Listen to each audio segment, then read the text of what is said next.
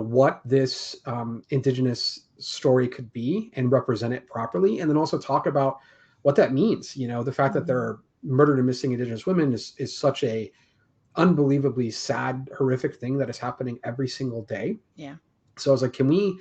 I don't want to just gloss by this. Like, I want to do it, and talk about it. And we brought on a wonderful consultant through Luke, Jim Terry, who was also worked on the comic and was helping as well, and to try to represent this properly. But it was a tough episode because you're so like, hey, this is all Dana, and it needs to be this investigation. And Yeah. the original version of that was all Jesse and Rose. Mhm. It was like literally like an entire episode of just Jesse and Rose.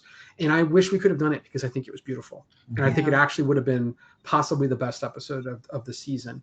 But was going to be hard for first time showrunners on Sci-Fi to do an entire episode like that. That really was our Bill and Frank, from Last of Yeah. Us. I mean, that's Yeah. what the entire framework was.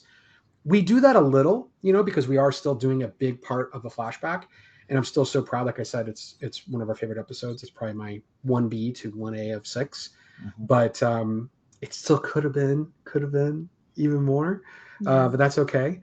But that was an important story to tell. And by the way, I will mention we didn't necessarily. It's interesting you said that we replaced the Hmong Mhm. storylines in the comic with this. So we still want to explore all that. Like in our minds, like that all still exists.